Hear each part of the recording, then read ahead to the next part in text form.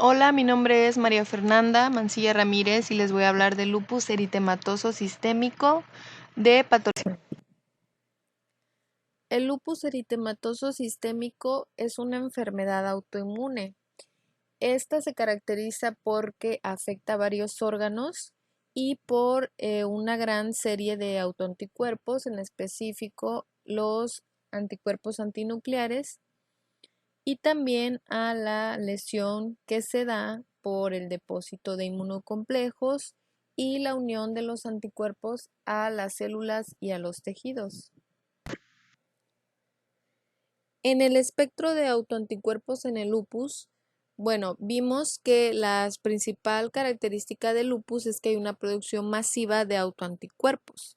Estos autoanticuerpos reconocen los componentes tanto como nucleares y del citoplasma, mientras que hay otros que se dirigen contra los antígenos de la superficie de las células plasmáticas, como son los eritrocitos. Aquí el valor de los autoanticuerpos en el diagnóstico en los pacientes de lupus tienen un significado patógeno muy importante, como por ejemplo en la glomerulonefritis mediada por inmunocomplejos, que es muy típica de lupus. Los ANA o los anticuerpos antinucleares, estos se agrupan en categorías, las cuales son anticuerpos frente al ADN, frente a las histonas, frente a proteínas diferentes a las histonas unidas al ARN y anticuerpos frente a antígenos nucleares. El método que se utiliza más para detectar los ANA es la inmunofluorescencia indirecta, porque este puede identificar los anticuerpos que se unen a los antígenos nucleares como el ADN, el ARN y las proteínas, que son llamados anagenéricos. El patrón de fluorescencia indica qué tipo de anticuerpo es el que está presente y hay varios patrones. Por ejemplo, está el patrón de tinción homogéneo o difuso, que este refleja la presencia de los anticuerpos frente a la cromatina, las histonas y a veces también del ADN bicatenario. También el patrón de tinción anular o periférico, que indica los anticuerpos frente al ADN bicatenario y también a veces a proteínas de la cubierta nuclear. El patrón centromérico indica los anticuerpos específicos frente a los centrómeros y este se ve muy observado en los pacientes con esclerosis sistémicas. También está el patrón moteado, que hace referencia porque existe la presencia de motas uniformes o de un tamaño variable que indica la presencia de los anticuerpos frente a constituyentes nucleares diferentes al ADN, y el patrón nucleolar,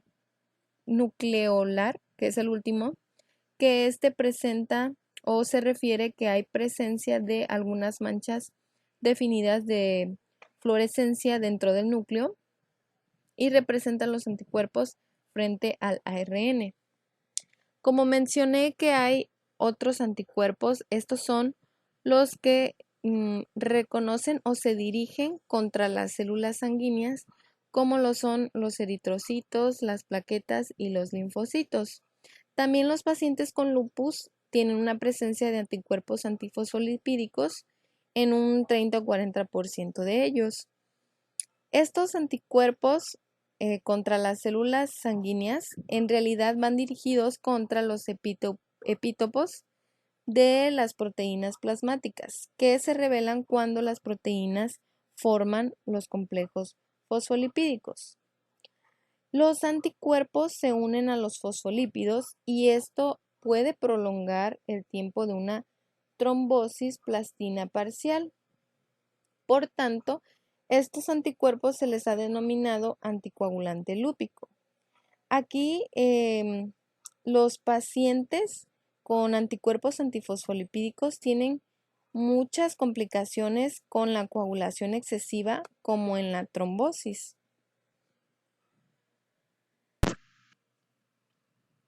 En esta imagen A se pueden observar los patrones de tinción. En la imagen A es la tinción homogénea o difusa de los núcleos, que es típica de los anticuerpos reactivos frente al ADN bicatenario. En la B es el patrón moteado con anticuerpos contra antígenos nucleares. La C es el patrón de tinción de los anticuerpos contra el centrómero y la D es el patrón nucleolar, que es típico de los anticuerpos contra las proteínas. Patogenia. Aquí el defecto más importante del lupus es que hay un fallo, un daño en los mecanismos que mantienen la autotolerancia, del cual no se sabe la causa, pero sí se sabe que hay factores que intervienen en ello, como los factores génicos y los ambientales. Dentro de los factores génicos está la asociación familiar, que nos dice que los miembros de las familias tienen un alto riesgo de sufrir lupus eritematosa sistémica y que hasta un 20% de los familiares que están en primer grado, que no están afectados, tienen autoanticuerpos. Y la asociación de los antígenos leucocitarios humanos, aquí el riesgo de los pacientes con antígenos leucocitarios humanos DR2 o DR3 es de 2 a 3. Pero si estos pacientes presentan los dos alotipos, el riesgo es de 5. También hay otros genes en donde se ven deficiencias genéticas de las proteínas del complemento de la vía clásica, como principalmente de C1Q, C2 o C4. Aquí las deficiencias del complemento dan lugar a la eliminación defectuosa de los inmunocomplejos y de las células apoptósicas, llevando a un fallo de la tolerancia de los linfocitos B. En los factores ambientales, el principal es la exposición a la luz ultravioleta, porque esta agrava más la enfermedad. La radiación produce la apoptosis y también altera el ADN, convirtiéndolo a uno inmunógeno. También está el sesgo sexual del lupus eritematoso, que es atribuible a las acciones de las hormonas sexuales, así como también a los genes situados en los cromosomas X. Y los fármacos como la hidralazina, la procainamida y la D-penicilamina pueden producir también un trastorno similar al lupus. En los factores inmunitarios, aquí hay, por ejemplo, está en el fallo de la autotolerancia de los linfocitos B, que se da por la eliminación defectuosa de los linfocitos B autorreactivos en la médula ósea. En los linfocitos T colaboradores, que son los CD4 más específicos, frente a los antígenos del nucleosoma, estos también escapan de la tolerancia y hacen que haya producción de autoanticuerpos patógenos de alta afinidad. En los interferones de tipo 1, aquí las células sanguíneas muestran una firma molecular llamativa que indica la exposición al interferón alfa, a un tipo de interferón tipo 1, el cual produce principalmente las células CD plasmocitoides. La morfología del lupus es bastante cambiante, como por ejemplo en los vasos sanguíneos, se da en cualquier tejido una vasculitis necrosante aguda que afecta principalmente a los capilares, las arterias pequeñas y a las arteriolas. En el riñón, aquí la afectación renal toma varias formas y todas se asocian al depósito de inmunocomplejos dentro de los glomérulos. Y de acuerdo con la clasificación se reconocen los patrones de enfermedad glomerular, de las cuales la clase 1 es menos frecuente y la clase 4 es más frecuente. Entre ellas, la nefritis lúpica mesengial mínima está en la clase 1. En la clase 2 es la proliferativa mesengial, la 3 es lúpica focal, la lúpica difusa es 4, que se considera como la forma más frecuente, entre otras. Con frecuencia también existen los cambios en el intersticio y en los túbulos. Por ejemplo, en la piel se caracteriza por un eritema que afecta en la cara a lo largo del puente de la nariz y las mejillas, que es conocida como el exantema en mariposa. En las articulaciones, la afectación articular corresponde a una sinovitis no erosiva con escasa deformidad. En el sistema nervioso, aquí también puede verse como una vasculitis aguda pero también se observa una oclusión no inflamatoria en los vasos pequeños por una proliferación de la íntima. En la pericarditis y afectación de otras cavidades serosas, aquí la inflamación del recubrimiento seroso puede ser aguda o subaguda.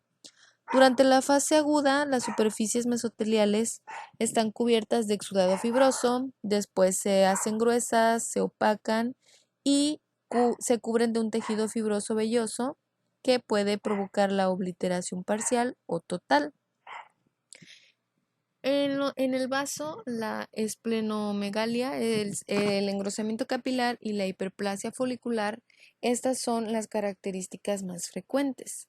En los pulmones, además de la pleuritis y los derrames pleurales acompañantes, también se puede complicar a fibrosis intersticial crónica y a hipertensión pulmonar secundaria. Para terminar con las características clínicas, el lupus es una enfermedad muy variable y con un diagnóstico que solamente se basa en constelación de observaciones clínicas, serológicas y morfológicas. Es muy frecuente que le dé a mujeres jóvenes con las características de un exantema en mariposa en la cara, fiebre, dolor sin deformidad de una o más articulaciones, dolor torácico pleurítico y fotosensibilidad. Los anagenéricos o los autoanticuerpos genéricos se detectan en esta enfermedad, pero no son específicos de lupus. Hay otras enfermedades como la anemia o la trombocitopenia que son manifestaciones iniciales en algunos pacientes. Como ya se dijo, las manifestaciones cutáneas en el lupus son muy frecuentes y hay enfermedades o síndromes que se caracterizan por la afectación cutánea, como por ejemplo el lupus eritematoso discoide crónico, que es un síndrome el cual presenta todas las afectaciones cutáneas similares al lupus, pero nada de manifestaciones sistémicas.